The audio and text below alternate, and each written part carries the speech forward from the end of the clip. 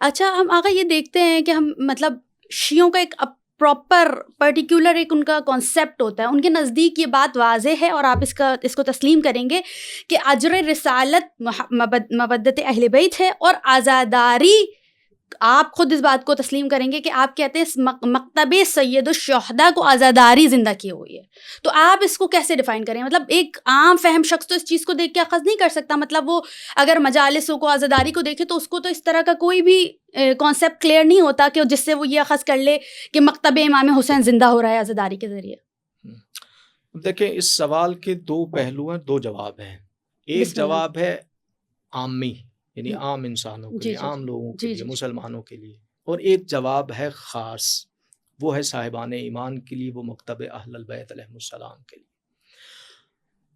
جو پہلا پہلو ہے عوامی اعتبار سے عزاداری سید الشہداء، ان دونوں پہلوؤں پر محیط ہے عزاداری امام حسین، عامی پہلو پہ پر بھی بھی جی، اور خاص ہے پہلو پر بھی، جی جی یعنی عامت المسلمین کے لیے بھی اور صاحبان ایمان کے لیے بھی محیط ہے امام حسین علیہ الصلوۃ والسلام کی عزاداری۔ کتنے ہی ایسے لوگ ہیں جو عزاداری سید الشہداء کے مراسم کو دیکھ کے یا سید الشہداء کے ساتھ منسوب عزاداری کے اندر جو شبیہات ہیں ان سے توسل کر کے وہ ہلکا با ایمان ہو جاتے ہیں یا تشیع کے دائرے میں آ جاتے ہیں۔ جی اور یہ عامت المسلمین کے لیے کہ عزاداری سید الشہداء نے اسے گھیرے میں رکھا ہے، اور خود صاحبان ایمان کے لیے عزاداری سید الشہداء کے لیے، میں صاحبان ایمان کے لیے ایک جملہ عموماً کہتا ہوں اور کہتا رہوں گا کہ اگر کوئی شخص اللہ کی ولایت کو حاصل کرنا چاہتا ہے، یعنی وہ اولیاء اللہ کی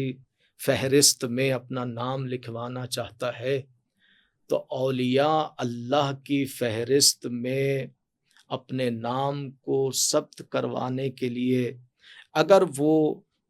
عزاداری مظلوم کربلا کو اپنا اوڑھنا بچھونا کر لے، تو یقیناً اگر وہ کامل عزاداری سید الشہداء میں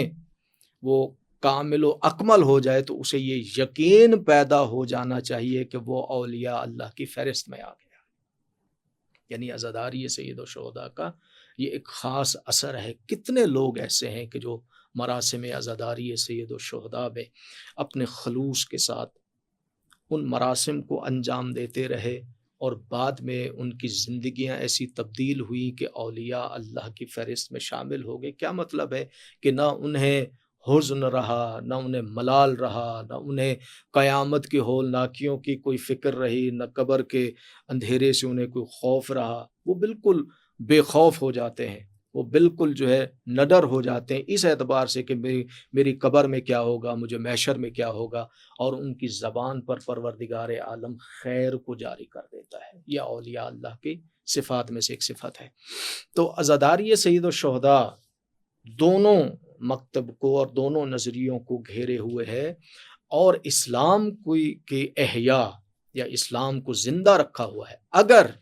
عزاداری سید الشہداء کو ہم بریک کر دیں تو یہ عزاداری سید الشہداء بریک نہیں ہوگا، بلکہ یہ پورا اسٹرکچر اسلام کا بریک ہو جائے گا۔